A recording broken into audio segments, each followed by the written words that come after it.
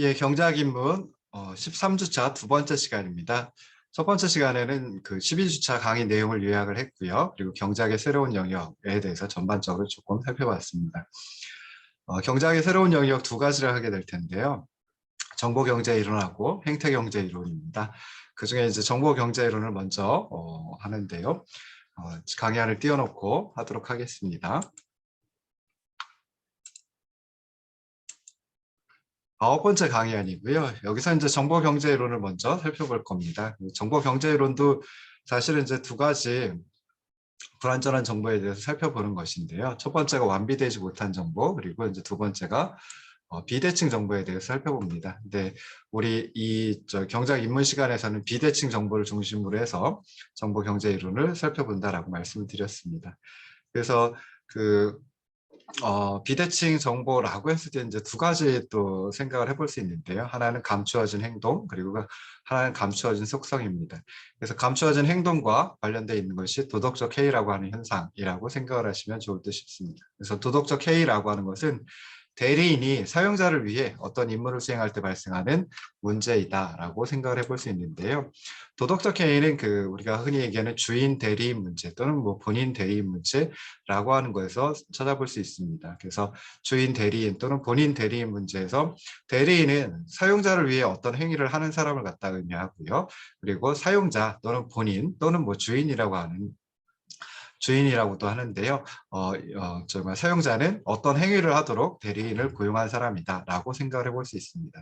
그래서 사용자 본인이 대리인의 행동을 완벽하게 감시할 수 없을 때 대리인은 사용자가 원하는 수준만큼 열심히 일하지 않는 경향이 있습니다. 그래서 이 때문에 나타나는 것이 이제 도덕적 해이라고 생각을 해볼 수 있고요. 도덕적 해이라고 하는 것을 정확하게 정의를 내리면 불완전하게 감시를 받는 사람이 부정직하거나 바람직하지 못한 행동을 하는 현상이다라고 생각을 해볼 수 있습니다.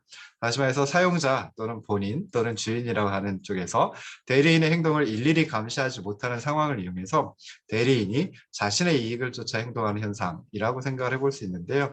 여기서 대리인이 자신의 이익을 쫓아 행동하는 현상이 이게 바람직하지 못하다. 그러니까 경제학적인 측면에서 바람직하지 못하다라고 할 수는 없습니다. 그래서 경제학적인 측면에서 경제학에서 얘기하는 그 바람직한이라고 하는 걸 이제 합리적인이라고 이제 표현을 하는데요. 합리적인이라고 하는 것은 자신의 목적을 이루기 위해서 뭐 여러 가지 수단, 방법이 있다라고 했을 때 그때 그 여러 가지 수단, 방법 중에 가장 빨리 또는 가장 정말 비용을 덜 들이고 또는 그렇게 이제 찾아가는 행동을 갖다 이제 바람직한 행동이라고 얘기를 하거든요. 그러니까 여기서 대리인 같은 경우에는 부정직하거나 바람직하지 못한 행동을 할 수도 있는데 이것이 그 대리인 입장에서 합리적이지 못하냐 그건 아니라는 그런 의미입니다. 그래서 도덕적 해이의 예를 갖다가 전형적인 사례를 갖다가 한 두 가지 정도 생각을 해볼 수 있습니다. 그래서 첫 번째는 고용계약의 예인데요. 여기서 이제 고용주와 그 노동자가 있을 수 있겠죠. 그래서 고용주는 사용자, 본인 또는 주인이라고 생각해 볼 수 있고요. 노동자는 대리인이라고 생각해 볼 수 있습니다. 그래서 이런 그 고용계약에서 나타나는 도덕적 해이 문제는 생각을 해보면 고용주가 즉 사용자 본인, 뭐 주인이 되겠죠. 그래서 고용주가 대리인인 노동자의 행동을 완벽하게 관찰할 수 없기 때문에 노동자가 게으름을 피울 유혹을 느껴서 발생한다라고 생각을 해볼 수 있습니다. 자, 그러면 이런 고용계약에서 나타나는 도덕적 해이 문제를 해결할 수 있는 방법, 뭐 여러 가지로 해결할 수 있는 방법이 있긴 합니다. 그래서 첫 번째는 감독을 강화하는 방법이 있을 수 있고요. 두 번째로는 높은 임금을 지급하는, 즉 우리가 전에 실업 얘기하면서 효율성 임금 가설 또는 효율성 임금 이론을 갖다가 잠깐 설명을 드렸는데 그때 그 효율성 임금, 즉 이제 균형 임금 수준보다 더 높은 임금을 지급하는 그런 방법이 있고, 세 번째로 이제 보수를 지급하는 걸 연계하는 방법이 있을 수 있습니다. 그래서 첫 번째 감시 감독의 강화인데요. 뭐 감시 감독을 강화하는 것도 여러 가지 뭐 생각을 해볼 수 있습니다. 이제 뭐 작업장에 감시 카메라를 설치해가지고 노동자의 무책임한 행위 또는 게으른 행위, 부정직한 행위 이런 것들을 갖다 감시 감독하는 상황도 생각을 해볼 수 있습니다. 근데 실제로 이렇게 하면은 이제 불법입니다. 그래서 감시 카메라 설치해가지고 뭐 그걸 가지고 일일이 지적을 한다든지 하는 것은 이거는 이제 좀 불법의 소지가 많이 있습니다. 그래서 뭐 예를 들어가지고 뭐 작업 반장을 내세워가지고, 그러니까 중간 관리자이죠. 그래서 중간 관리자에 의해서 감시 감독을 한다든지 뭐 이런 방법을 이제 생각을 해볼 수 있는 거죠. 자, 두 번째로 이제 효율성 임금이라고 하는 걸 통해서 이런 그 고용계약에서 나타나는 도덕적 해이 문제를 해결할 수도 있습니다. 그래서 시장의 균형 임금보다 더 높은 임금을 지급하는 게 이제 효율성 임금이라고 얘기를 했죠. 그래서 이렇게 높은 임금을 받는 노동자들 같으면은 게으름을 피우다 해고되면 높은 임금을 받을 수 있는 일자리 쫓겨나는 거죠. 그래서 다른 일자리를 찾을 수 있긴 하겠지만은 지금 있는 곳만큼의 임금을 받지를 못합니다. 그러다 보니까 게으름을 피울 가능성이 적어질 수 있다는 거죠. 자, 세 번째가 이제 보수의 지급을 연기하는 방법이 있습니다. 그래서 노동자에게 지급하는 보수의 일부를 연말에 상여금으로 지급한다라고 하면 게으름 피우다가 해고되었을 때 그 연말에 상여금을 못 받게 되는 거죠. 그래서 치르는 대가가 더 커지기 때문에 게으름을 피울 가능성이 적어지게 됩니다. 저도 이런 경우가 있었는데요. 물론 뭐 제가 정말 게으름을 피우다가 그런 건 아니고요. 제가 학교를 옮길 때 그 전에 있던 연구원에서는 이제 연말에 상여금을 상당히 많이 줬었습니다. 제 기억에 거의 한 500%, 어떤 경우에는 뭐 1000%까지도, 그러니까 매달 지급받는 급여의 500% 내지는 1000%까지도 이제 지급을 했었거든요. 근데 제가 옮긴 게 8월 말에 옮겼죠. 8월 말에 옮기고 9월 초에 이제 학교에 이제 오게 되었습니다. 그래서 그때 연말 상여금을 갖다 받지를 못한 경우도 있었거든요. 그러니까 이런 도덕적 해이 현상을 갖다 막을 수도 있고, 그다음에 또 이직을 갖다가 어느 정도 막을 수 있는 그런 게 이제 이런 보수의 지급 연기 방법이다라고 또 생각을 해볼 수 있습니다.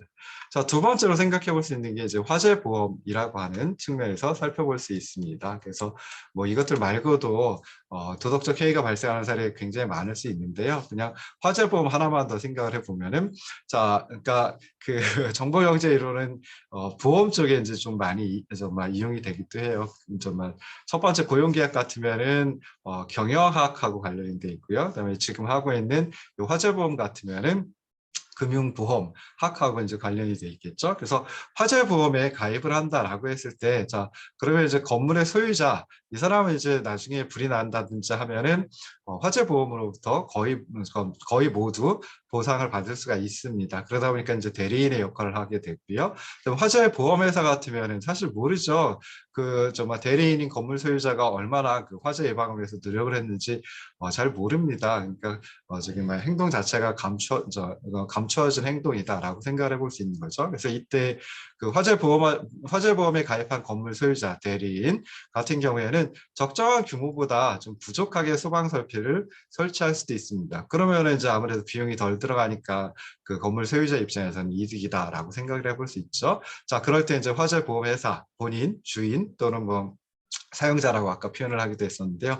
자, 화재보험회사 같은 경우는 건물주에게 반드시 적정한 소방설비를 설치하도록 의무화하고요. 만약에 적정한 소방설비를 설치하지 않았다라고 하면은 그럴 때는 이제 나중에 화재보험금을, 그러니까 화재가 발생한 이후에 보상해주는 화재보험금을 좀 적게 지급한다든지 하는 방법을 쓸 수도 있습니다. 자, 또 다른 거 하나만 더 예를 들어보면은, 자, 그러니까 강변에 집을 갖다 많이 짓는 경우가 있습니다. 그래서 사실 뭐 우리나라 같은 경우에도 지금 주택을 짓는다든지 했을 때는 신고를 하고, 그러니까 그 관청에다 신고를 하고 허가를 득하고, 그리고 나서 이제 집을 짓는 경우가 많이 있는데요. 자, 강변에 집을 짓는다라고 하면은 일단 안 좋은 건 홍수의 위험이 난다라고 했을 때 그 집이 파손되거나 뭐 물에 잠기거나 할 수도 있겠죠. 그래서 그게 이제 안 좋은 건데, 좋은 점이 많으니까 또 강변에다가 집을 지으려고 할 겁니다. 그래서 뭐 강변의 경치를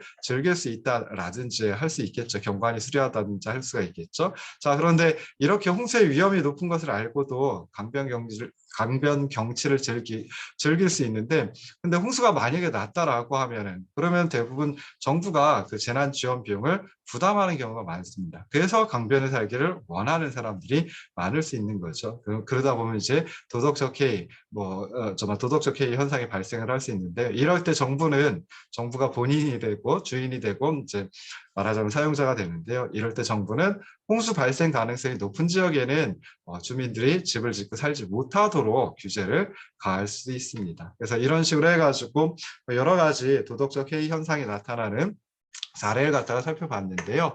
자, 여기서 뭐 도덕적 해이 문제를 갖다가 완벽하게 해결할 수 있는 것처럼 제가 좀 전에 말씀을 드리긴 했습니다. 그렇긴 하지만 실제 현실에서 보면 사용자, 본인, 주인이 대리인의 감추어진 행동에 대해 완전한 정보를 얻는 것은 이게 쉽지 않다라고 생각해 볼 수 있습니다.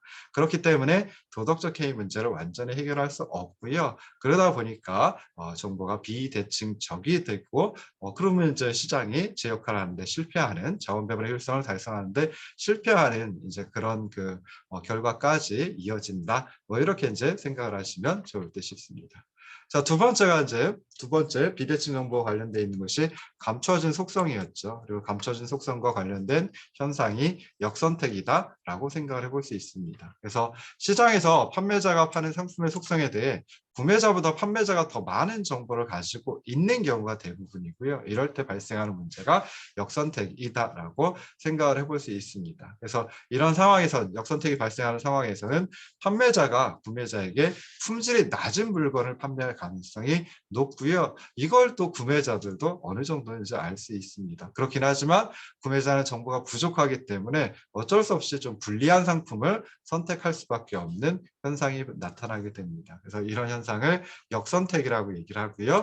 역선택을 이제 조금 더 정말 정교하게 정의를 내려보면 정보가 없는 쪽에서 볼 때 관찰할 수 없는 속성이 바람직하지 않게 작용하는 현상이다라고 생각을 해볼 수 있습니다. 그래서 거래 상대방에 대한 정보가 부족한 상황에서 막상 바람직한 상대방을 만나서 거래할 가능성보다는 바람직하지 않은 상대방과 거래할 가능성이 높은 현상이다라고 생각을 하시면 좋을 듯 싶습니다. 그래서 역선택이 나타나는 사례도 크게 한 두 가지 정도 생각해 볼 수 있는데요. 첫 번째가 전형적으로 역선택을 설명하는 중고차 시장이 있습니다. 그래서 중고차 시장에서는 중고차를 판매하는 사람은 그래도 그 차량의 결점에 대해서 비교적 잘 알겠죠. 상대적으로 더 많이 알겠죠. 그렇지만 구매자는 결함에 대해서 또는 결점에 대해서 잘 모르는 경우가 많이 있습니다. 그래서 우리나라에 뭐 장마가 지고 그다음에 정말 장마가 진다든지 여름철 지나고 난 다음에 가을철에 이제 그 중고차들이 많이 쏟아져 나오는데요. 가을철에 쏟아져 나오는 중고차들 중에는 여름철에 사실 뭐 침수 사고를 겪어가지고, 그러니까 물이 이렇게 들어차가지고 고장이 났던 그런 차들도 많이 있다라고 합니다. 그래서 그런 결점이 있을 수도 있는데 정말 중고차 판매하는 쪽에서는 그걸 어느 정도 알겠죠. 하지만 중고차를 구매하는 쪽에서는 이 차가 그런 침수당했던 차인지 뭐 이런 것들을 갖다 이제 쉽게 알지 못하는 경우가 많이 있습니다. 그러다 보니까 이제 문제가 많은 중고차가 중고차 시장에 나올 가능성이 많고요. 그러면은 중고차 구매자는 좀 불량품 구입을 우려해가지고 중고차 구입을 꺼리는 경우가 많습니다. 그래서 뭐 예를 들어가서 한번 생각을 해보자고요. 중고차의 수준이 질이 높은 중고차도 있을 테고 질이 낮은 중고차도 있을 겁니다. 자, 그러면은 이걸 갖다 어느 정도 구입하는 쪽에서도 알고 있다 그러면은 질이 높은 중고차도 있고 질이 낮은 중고차도 있고, 그러니까 그 둘의 한 평균적인 수준 요 정도 대부분 정말 지금 중고차 시장에 나와 있는 중고차가 요 평균적인 수준의 중고차일 것이다라고 생각을 하고요. 그거에 맞춰가지고 이제 그거에 맞춰가지고 뭐라 할까요? 흥정을 하겠죠. 협상을 하겠죠. 그래서 이 평균적인 질을 가진 중고차 그 수준에 맞춰가지고 그에 상응하는 값을 갖다 지불하려고 하게 됩니다. 자, 그러면 이 평균적인 수준보다 더 높은 수준의 질이 더 높은 그런 중고차들은 어떻게 되겠어요? 요만큼만 지급을 한다라고 하니까 그러면 요 위에 있는 요 중고차들은 중고차 시장에서 빠져나가게 됩니다. 그럼 이제 남는 것은 아까 평균적인 수준에서 가장 떨어지는 수준, 질이 가장 낮은 수준 요 중고차들만 중고차 시장에 남게 되는 거죠. 그럼 이제 매입자들, 중고차 구입자들 입장에서도 저기 보니까 좋은 차들은 다 나가버렸네. 그러면은 또 이제 생각을 해보는 거죠. 이 중에 중간 정도 또는 평균 정도 질을 갖다가 예측을 하게 될 테고요. 그러면 이제는 이만큼만 값을 지불하려고 하게 됩니다. 그럼 어떻게 되겠어요? 요 위에 있는 요 부분의 중고차 중고차 그 판매자들은 또 시장에서 떠나가 버리게 됩니다. 그러면 그렇게 하다 보면 결국 중고차 시장 자체가 사라져 버리는, 중고차 시장 자체가 형성이 되지 않는 그런 결과가 나올 수 있는 거죠. 그래서 실제로 이제 이런 현상을 갖다 이제 방지하기 위해서 사용할 수 있는 게 뭐 중고차를 갖다가 그 중고차 브로커라고 얘기를 하죠. 그래서 그 중고차 브로커들이 정말 중간에 나서 가지고 중고차의 질이 어느 정도인지 그걸 갖다가 어느 정도 정확하게 판별을 하고 그거에 맞춰 가지고 가격을 매기게 하고, 그래서 중고차 구입자와 중고차 판매자를 갖다가 연결시켜 준다라고 하면 이런 도덕적 해이 현상, 역선택 현상, 그리고 역선택으로 나타나는 뭐 어떤 그 시장의 불안전성을 갖다가 좀 막을 수 있다라고 생각을 해볼 수 있습니다. 자, 역선택이 발생하는 또 다른 시장이 보험 시장입니다. 그래서 아까 도덕적 해이가 발생하는 보험 시장, 화재보험 가지고 이제 말씀을 많이 드렸죠. 뭐 화재보험 또는 뭐 자동차 보험도 사실 그 도덕적 해이를 발생시키는 그런 그 시장이다라고 생각해 볼 수 있습니다. 자, 근데 역선택을 발생시키는 보험 시장이 있습니다. 어떤 보험 시장이냐면은 생명보험 시장입니다. 그래서 생명보험에 가입하고자 하는 사람들은 자신의 건강 상태 그리고 사고를 당할 가능성 뭐 이런 것들을 보험 회사보다 훨씬 더 잘 알고 있는 거죠. 그래서 건강에 문제가 있거나 사고를 당할 가능성이 더 큰 사람이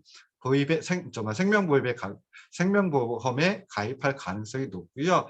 건강에 문제가 없거나 사고를 당할 가능성이 낮은 사람은 생명보험에 굳이 가입할 이유가 없죠. 그러니까 생명보험에 가입할 가능성이 낮다라고 생각해 볼 수 있습니다. 그런데 보험회사의 입장에서는 어떤 사람이 건강에 문제가 있다, 또 어떤 사람이 건강에 문제가 적다, 이런 걸 갖다가 이제 판별하는 게 이런 걸 갖다가 아는 게 쉽지는 않습니다. 그러다 보니까 건강이 좀 어느 정도 평균적인 그런 사람을 기준으로 해가지고 생명보험료를 갖다가 매기게 되는 거죠. 그래서 보험료는 평균보다 건강이 나쁘거나 사고를 당할 가능성이 더 큰 사람들 같으면은 그러니까 더 큰 사람들이 있으니까 생명보험 회사에서도 그 사람들에 맞춰가지고 보험료를 갖다가 매기게 됩니다. 그럼 어떻게 되겠어요? 자신이 정말 건강에 문제가 없거나 또는 사고를 당할 가능성이 적은 사람들 같으면은 이 생명보험 시장에서 빠져나가게 됩니다. 생명보험을 갖다가 들지 않는다라는 거죠. 이렇게 하다 보면은 결국은 이 생명보험 시장이라고 하는 것 자체가 없어질 수도 있다. 또는 그 시장에 그 시장에 참여하는 수요자들은 대부분 건강에 문제가 많거나 사고를 당할 가능성이 높은. 근데 이런 사람들만 가지고 생명보험 그 회사를 운영한다라고 하면은 그러면 생명보험 회사 실제로 파산을 할 수밖에 없겠죠. 그래서 이런 식으로 이제 생각을 해볼 수 있습니다. 그래서 건강 상태가 정상적이고 사고를 당할 가능성이 낮은 사람들은 보험료가 높기 때문에 생명보험에 가입할 이유는 없고요. 그럼 보험시장에서 빠져나갈 수도 있다. 남는 거 건강 상태가 좀 바람직하지 못하고 건강 상태에 문제가 있거나 사고를 당할 가능성이 높은 사람들만 생명보험 시장에 남는 이런 상황이 또 이제 발생을 할 수밖에 없습니다. 그러다 보니까 시장에 역선택 문제가 존재하면 보이지 않는 손이, 즉 가격이 제 역할을 수행하지 못하는 경우가 많이 있습니다. 그래서 중고차 시장에서는 구매자들이 의심을 품고 높은 가격을 지불하려고 하지 않겠죠. 그리고 그러다 보면 또 좋은 차를 소유한 사람들은 자신의 차를 중고차 시장에 내놓으려고 하지 않게 됩니다.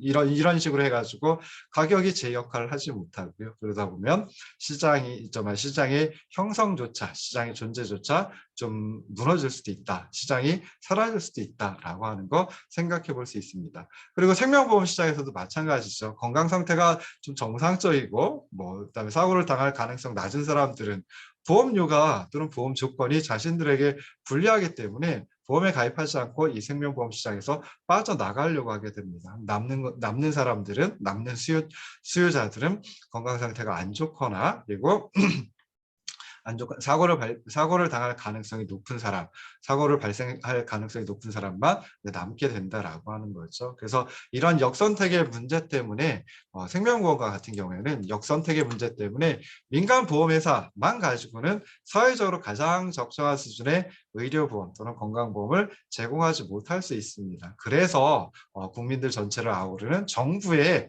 공적인 국민건강보험이 필요하다라고 하는 이런 주장도 많이 나타나고 있습니다. 자, 그러면 이제 세 번째로 살펴볼게요. 우리가 신호발송과 선별이라고 하는 것입니다. 그래서 정보를 가지고 있는 경제주체는 자신에게 이익이 된다라고 하면 어떤 방법으로든 그 정보를 전달하려고 노력을 하는데요. 이와 같은 행동을 신호 발송, 영어로는 그냥 시그널링이라고 간단하게 시그널을 보낸다, 그런 의미죠. 그래서 우리말로는 이제 신호 발송이라고 얘기를 합니다.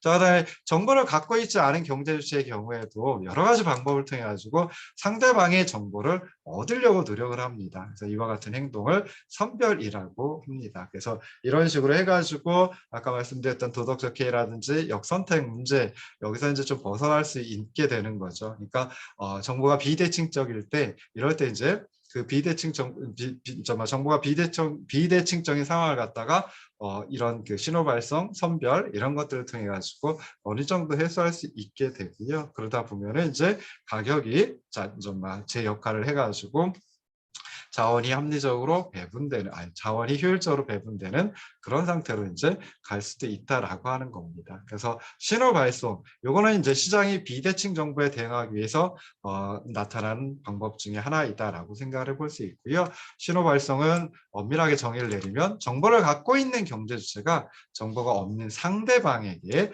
사적인, 개인적인, 개별적인 정보를 전달하려고 하는 행동이다라고 생각을 하시면 좋을 듯 싶습니다. 그래서 정말 여러 어떤 기업이 있는데요. 그 기업이 자기 기업의 상품이 좀 고급품이다라고 하는 신호를 잠재적인 고객들에게 보낼 수 있는 방법이 있습니다. 그게 바로 뭐냐면 이제 광고라든지 하는 거죠. 그래서 광고를 하려면 광고비를 지출을 해야 되고요.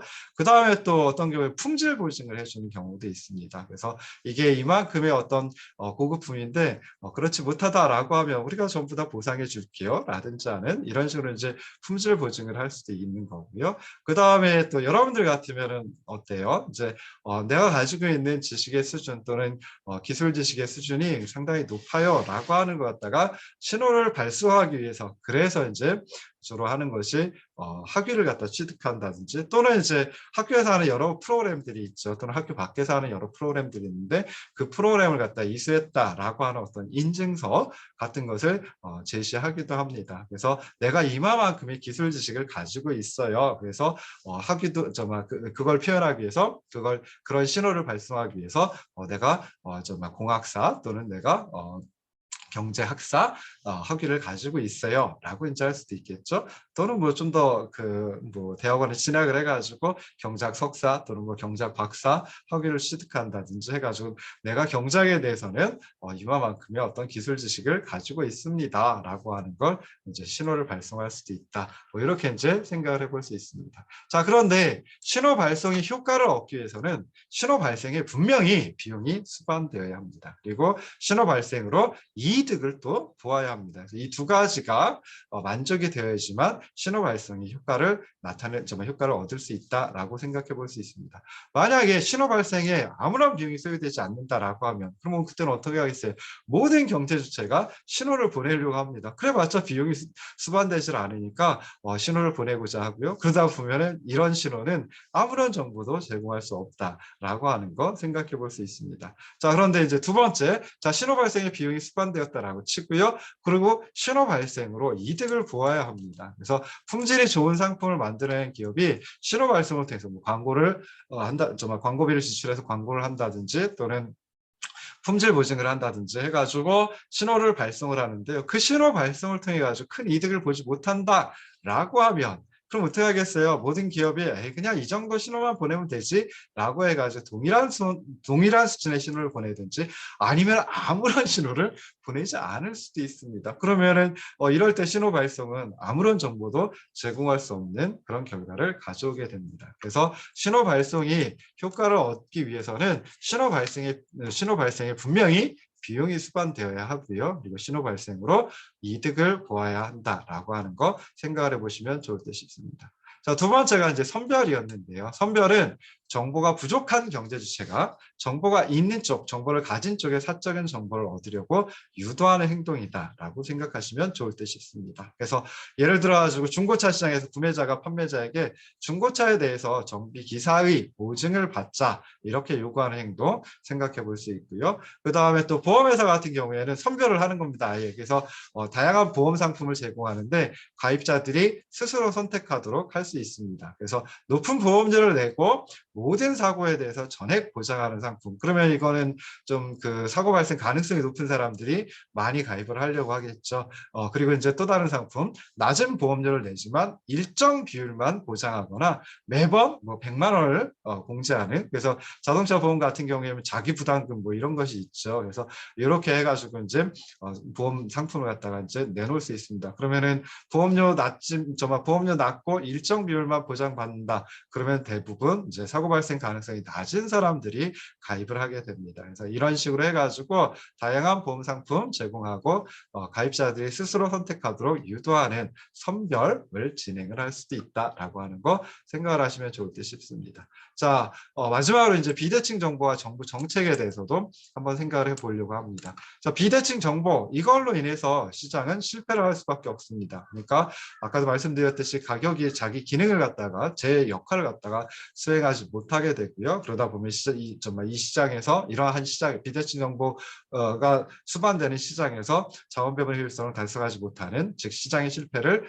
가져올 수밖에 없습니다. 자, 그러면 이제 정부가 개입해가지고 이런 시장 실패를 좀 규정할 수도 있겠죠. 또는 시장에서 자원 배분의 효율성을 높일 수 있기도 합니다. 그래서 시장에 개입하는 경우가 있을 수 있는데요. 자, 그렇다라고 해가지고 정부가 이 비대칭 정보와 관련해서 취할 수 있는 정책 많이 있느냐? 많이 있지는 않습니다. 그래서 정부가 시장에 개입하지 않는 게 바람직할 수도 있는데요. 어떤 경우냐면은 첫 번째는 민간 경제 주체들이 신호 발송, 앞서서 말씀드렸죠. 신호 발송이라든지 선별을 통해서 스스로 문제를 해결하기도 합니다. 그러니까 이럴 때는 정부가 시장에 개입할 이유가 없는 거죠. 두 번째, 정부가 민간에 비해서 많은 정보를 갖고 있느냐? 그렇지 않은 경우가 훨씬 더 많습니다. 그래서 민간 경제 주체들 같으면 자신들한테 이득이 되기 때문에 정보를 갖다가 얻으려고 이제 노력을 많이 합니다. 근데 정부의 입장에서는 글쎄요, 정보를 많이 가지고 있다라고 해서 정부의 입장에서